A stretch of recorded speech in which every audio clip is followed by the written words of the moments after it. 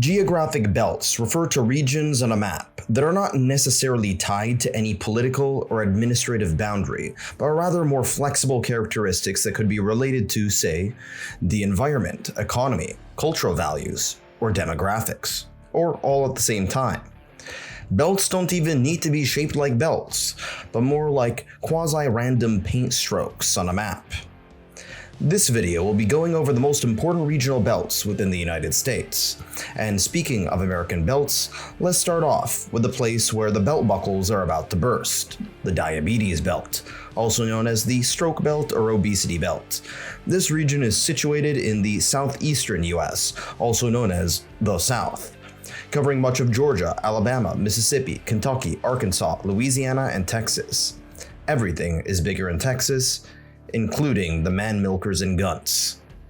The most obvious explanation for this is Southern cuisine, which is heavily reliant on fatty meat, butter, cream, flour, honey, and deep frying in peanut oil. It's not a surprise that many of the most famous fast food chains, namely fried chicken chains, come from this area, like Popeyes, KFC, and others. However, it would be reductive to simplify and point fingers at fast food alone. The main factor is that this region is one of the poorest in the country. Generally speaking, in rich countries, obesity is correlated with poverty, which is in sharp contrast to very poor nations, in which it's actually the opposite, and honestly has been the opposite throughout much of human history, in which the poorer people were skinnier.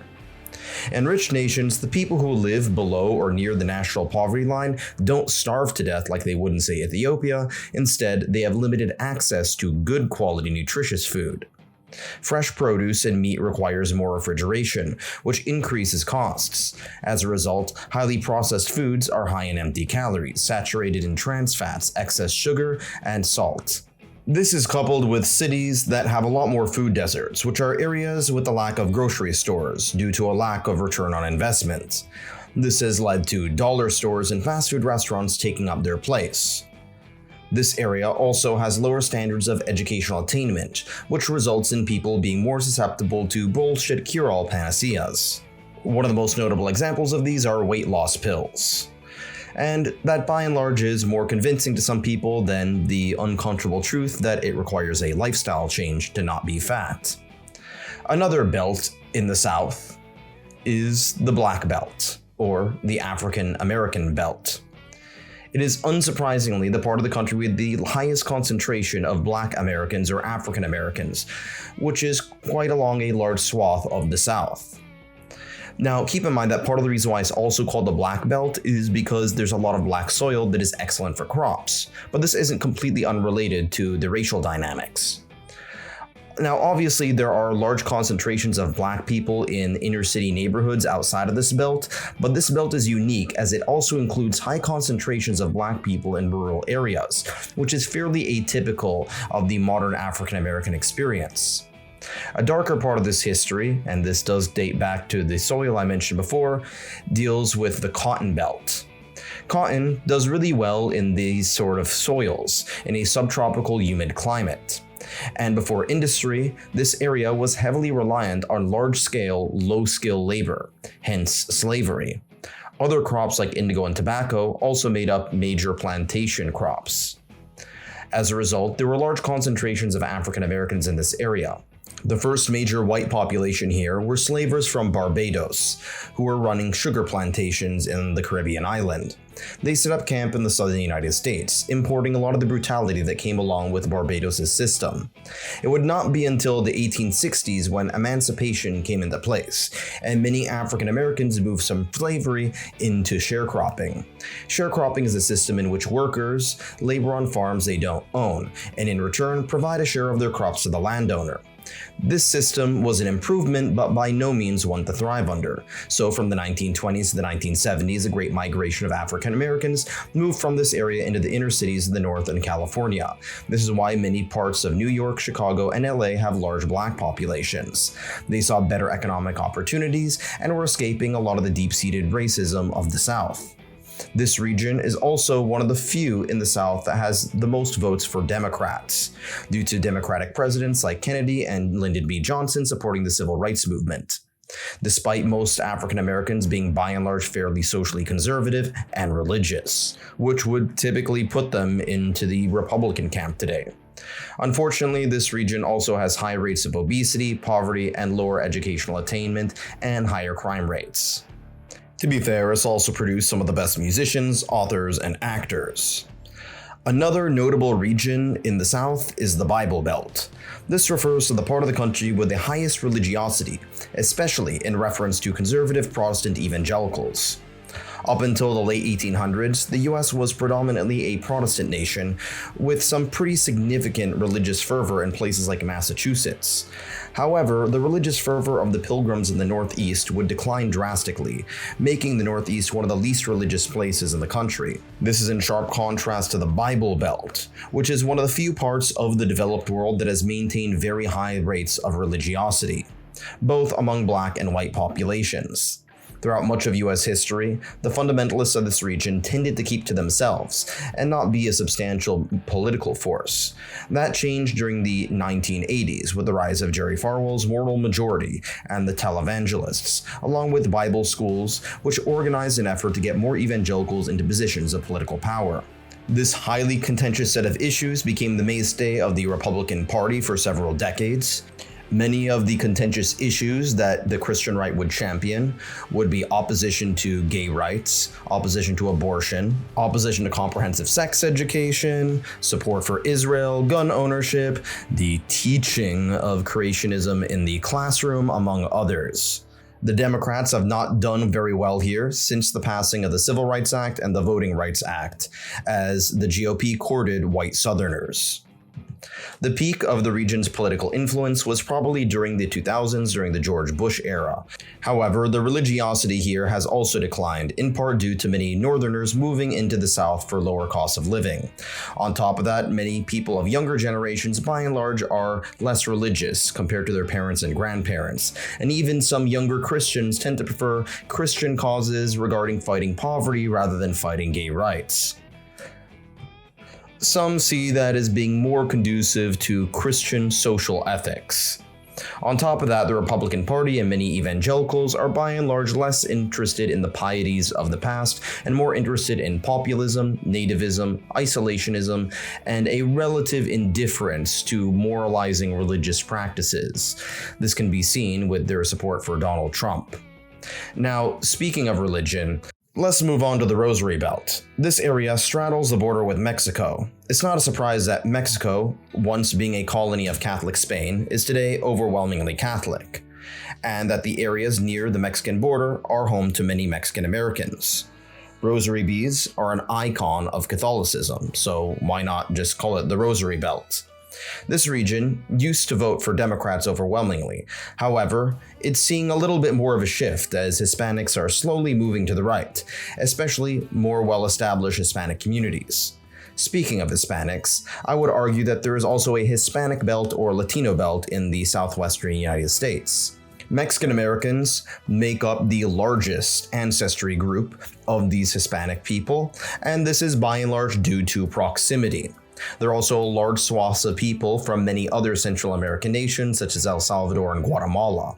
After all, it is the closest region to those countries.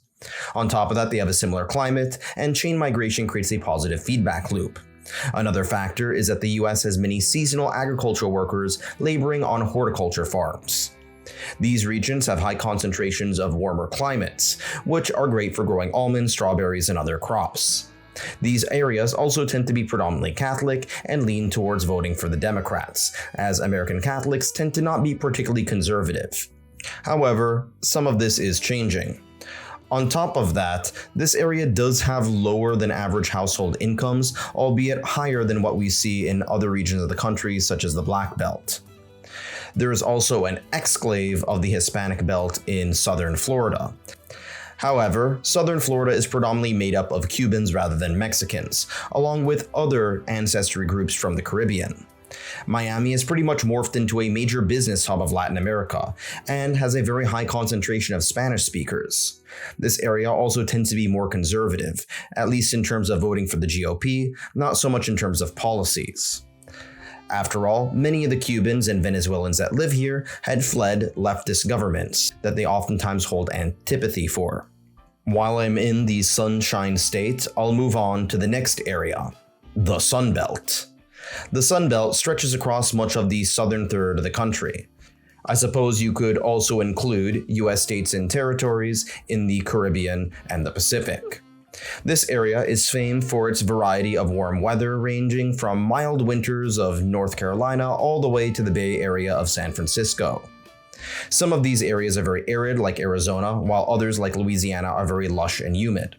Overall, more and more people are moving into this region due to the pleasant weather. Much of the reason why this area wasn't very populated before was due to high concentrations of malaria in the southeast due to the wetlands, which attracted mosquitoes. However, due to the drainage and modern medicine, this no longer is a problem, and we get to enjoy the alligator-filled vistas without dying from malaria. The southwest, on the other hand, is very different. It is unbearable during the summer, but due to AC and advanced irrigation, this is not the case anymore. This is quite similar to what you see in the Gulf states of the Middle East like the UAE and Qatar. Now, the Sunbelt is a region with a vast diversity of landscapes, demographics, and social values, and in many ways this is the future of the United States. Plus, no one really wants to live through negative 20 degrees. So let's move on to a place without nice weather. The Rustbelt. This area is composed of the Northeast and the Midwest. Being at a higher latitude, the temperature is colder, especially in the Midwest, where the ocean is too far away to regulate the temperature. This area used to be the mainstay of most Americans throughout its history, as it was easy to pass through the harsh winters with enough firewood. However, many are moving on to warmer suns.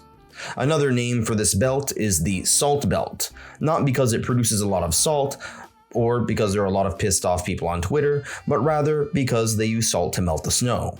In some regions, the snow can be intense, particularly when it comes to the southeastern regions of the Great Lakes.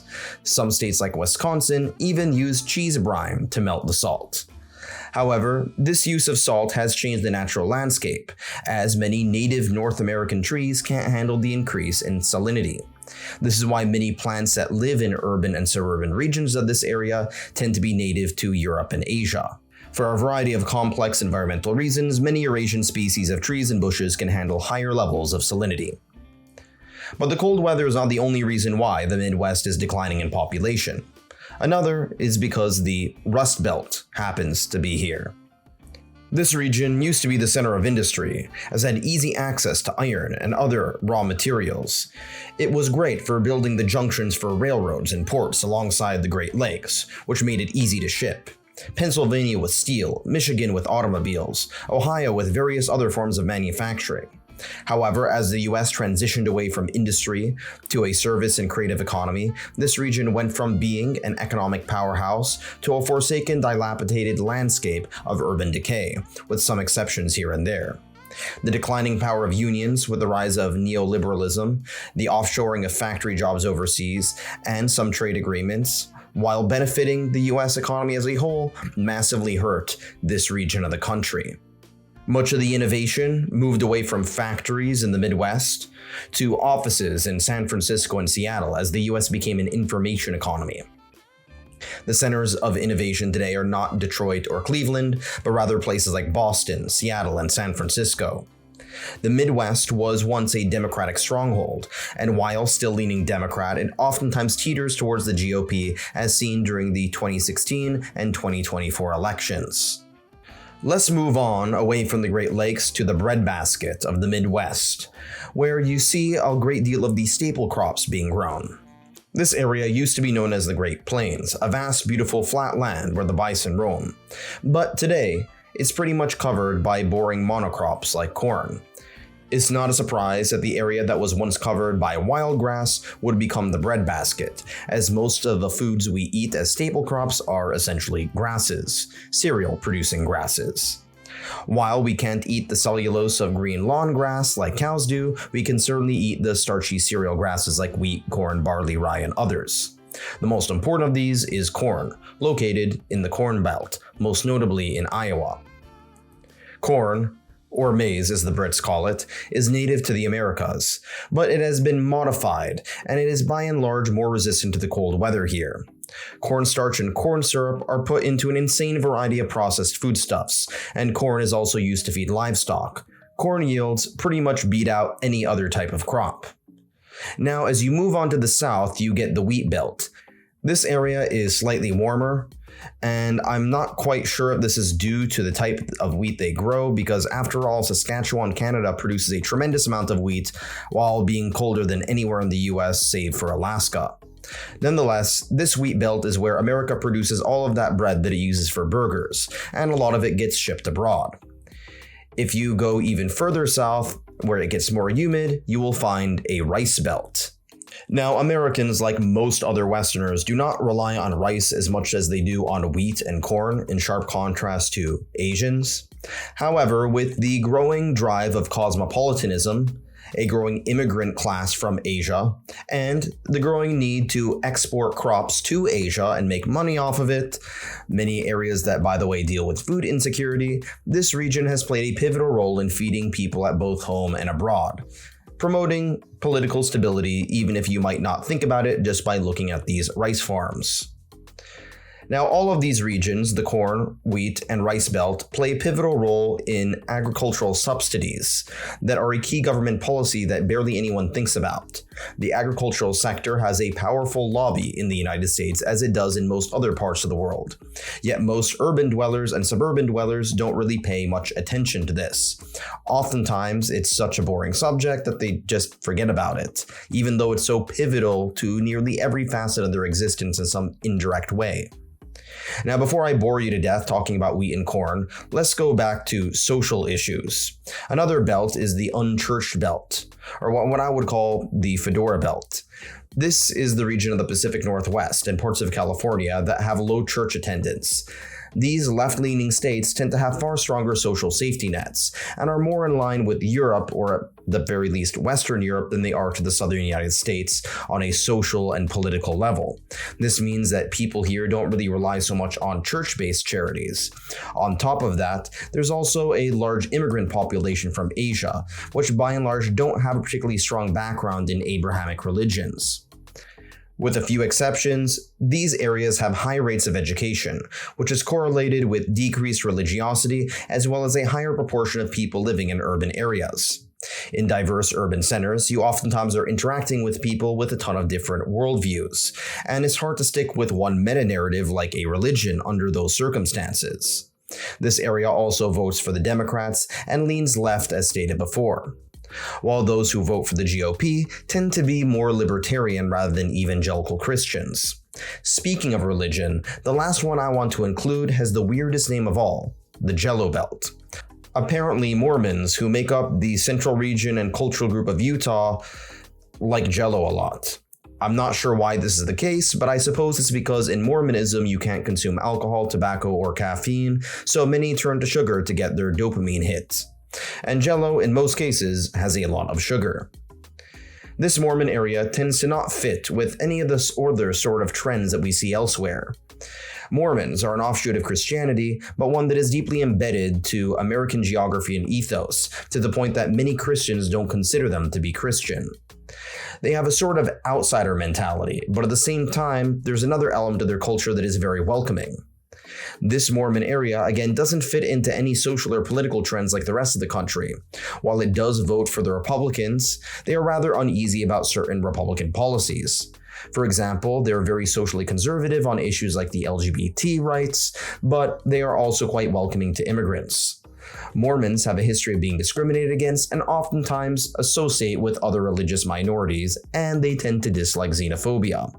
Their collective, family-oriented culture has also made them more charitable and more open to social safety nets. Utah and its surrounding area is just a unique mix of tolerance, intolerance, isolation, openness, rugged individualism, family collectivism, religiosity, and higher education rates. The Jello Belt bucks all the trends that I've illustrated previously, and I think that's the best place to end this video. With Jello.